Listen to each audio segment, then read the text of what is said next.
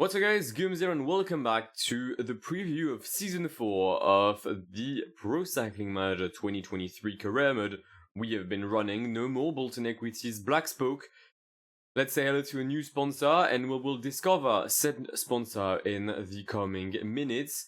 But first of all, many changes have happened, so let's run through some of them. You will see the new teams at the end of the episode, kind of like I do every single year.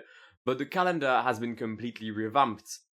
And by completely, I mean there are some new races. So without further ado, let's jump in and see the new races that await us on this 2026 season. They took their time, but Great Britain finally has their Grand Tour, the Celtic race. It will be in Great Britain, I believe also in Scotland and in Northern Ireland. 21 stages for a Grand Tour that begins in just 3 days. That will be obviously the season opener of this career mode. And it should be quite fun. It's early on, it's pre-season basically. So I'm expecting the riders to have some interesting fitness. The month of January is also marked by the changes made in Spain. No more Trofeo Palma and others. Say hello to 3 races in Brazil. The Urubuche 1, 2 y 3.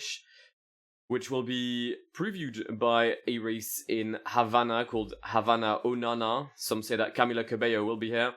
And that final 5-day race will be finished by a race in Romania, the Turul Carpathilor.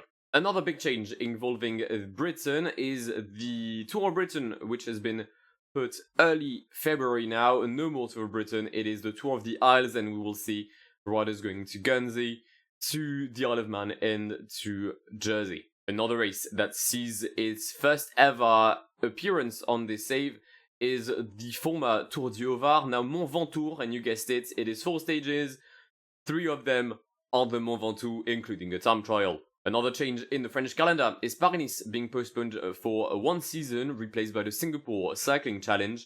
7 stages in the Asian country that will see a clash of 1 day with the replacement of Tirreno Adriatico, the cycling friends.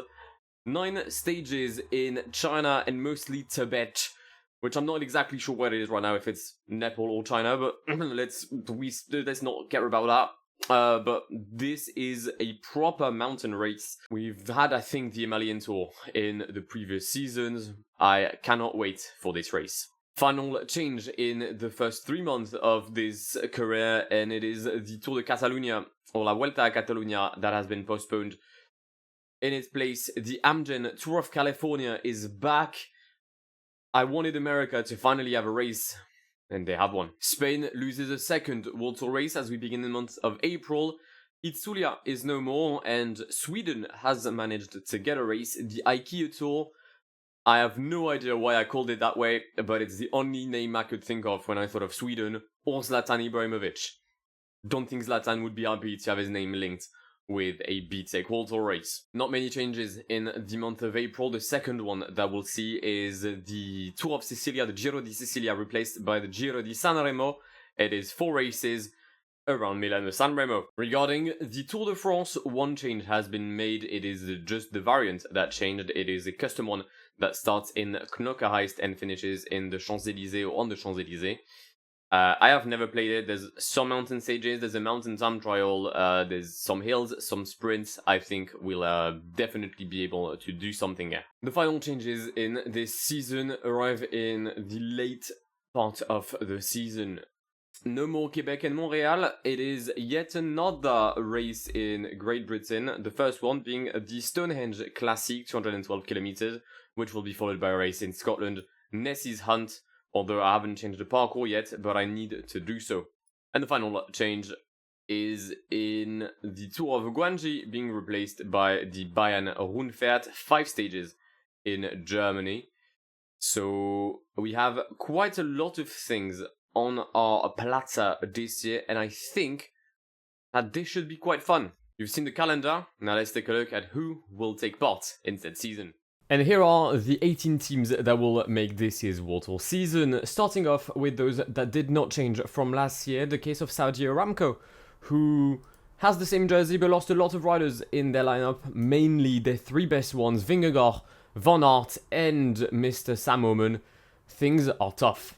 Up next is Groupama FDJ, the French outfit, still with Julien Alaphilippe, Tobias Haaland Johannesson, and Stefan Kung. No jersey change, no lineup change, and hopefully the French team can do very well this year.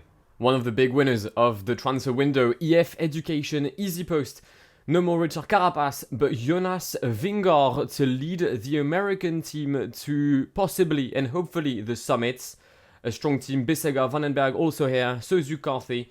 EF is not here to laugh around. For a while, it seemed that Quick-Step had forgotten that the Classics was their main season objective.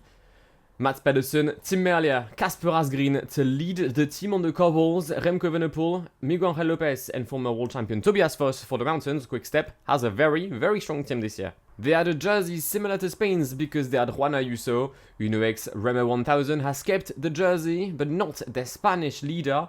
Michael Woods, Mauri van Sevenant and Jonas Gregor to lead the Norwegian team in the summits. They've had a stinker, as one could say. No more Mats Pedersen, but their best rider is still a Danish. It is Matthias Schellmoser to lead Little Trek, 31 riders, all focused around the mountain with Brandon McNulty, Egan Bernal, Peyo Bilbao and Juan P. Lopez. Watch out, because they are here for the mountain and the summits. They lost Dylan Van Baarle at the end of the season, but Argos Shimano is still a team to be reckoned with. Christophe Laporte is currently Davide Caruso, Anna Rubio, Adam Yates and Lenny Kemna to lead the team in the mountain. Argos Shimano is weakened, but they're not down. Losing a leader is one thing, managing to replace him is a whole other, and Omega Pharma Lotto has done so successfully, losing Sepkus at the end of the season, but getting Enric Mas to strengthen their mountain lineup. Well done Omega Pharma Lotto, getting the best climber in the game. Jai Hindley, Sergio Higuita, Dan Martinez already made a strong team, but they've been joined by the Vuelta winner Mikel Landa. Bora Hansgrohe has a very, very strong mountain lineup. Jordi Meus is there for the sprints. But once again, the German team will be to be reckoned with when the road goes up. The final team not to have any sort of visual or sponsors change is Team Sky. However, lineup-wise, they've definitely had one, as they've lost Filippo Ganna and Ben Turner, Magnus Sheffield, Dylan Van Baarle, Thomas Pidcock to lead the team. It is still extremely strong, but they've lacked successes last season, and they need to improve this year. Visual changes only for UAE Team Emirates. The 2024 kit will suit Tadej Pogacar, now joined by Jasper Philipsen, as well as Thomas Glog for one of the biggest transfers in this window. UAE is the strongest team you will find this year, and they are strong on every single terrain bar the cobbles. Let's try to not lose to them on each stage this year. Just like in real life, Decathlon now sponsors AG2R La Mondiale, replacing Citroën. A very strong mountain core, Van Wilder, Félix Gall, Ben O'Connor, Aurélien Paré-Pintre and Rafa Maika. That is the only place where AG2R will be seen this year. On the sprints, they will be up to Pierre Bottera and Nasser Bouhanni to try and get stages. Moving on with the new teams of this year's World Tour season. China had a World Tour race in the Great Tour of Guangxi. They now have a World Tour team in Air China Huawei. They replace Israel, and they have World Tour and Tour de France winner Primož Roglic in their ranks, as well as Dylan Tuns, Itamar Anhorn and Georg Steinhauser. The team is not the best, but they've got Primož Roglic, and that is already enough for a new Chinese team. And as if one Asian team was not enough, Japan Airlines has gone to give some competition to Air China, replacing Intermarché Wanty Gobert. It is led by Nairo Quintana, Pavel Sivakov and Luis Mentis. Bini Girmay is still there, as long as Sam Welsford and Andrea Baggioli, for a very, very interesting team that can play their part quite nicely. History repeats itself. Once became Movistar, Movistar becomes Once, and with that, Filippo Ganna and Ben Turner to strengthen the Spanish team. The mountain aspect has been completely left aside for Once, but they care about the flats. Jakobsen and Gaviria for the sprints as well.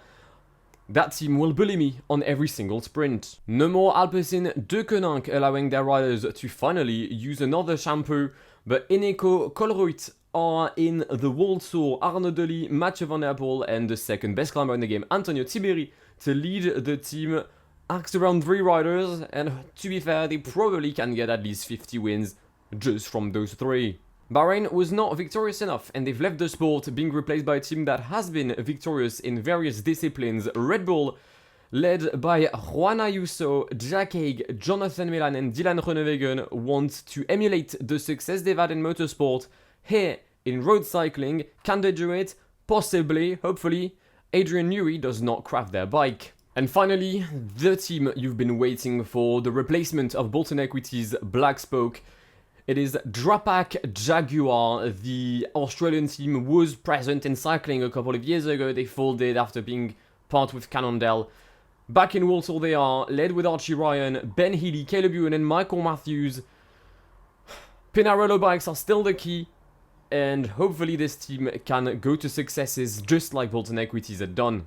That just about wraps up the preview of Season 4 of the Drapac Jaguar career mode. I hope you've enjoyed it. I hope you're hyped for this season. There's a lot of changes in the calendar, but I think it's going to make for a very interesting season. I've got some more races to switch up for the upcoming seasons as well, so let's not worry about that. But yeah, I hope you enjoyed the new teams. I hope you enjoy the new races, and I'll see you most likely in a week for the start of Season 4 of our Pro Cycling Manager 2020 career mode. If you want to see it, then please do subscribe to the channel if you haven't done so already. Leave a like down below if you're hyped for Season 4, and I'll catch you in the very, very near future. My name is Guillaume. Have an amazing day. See ya.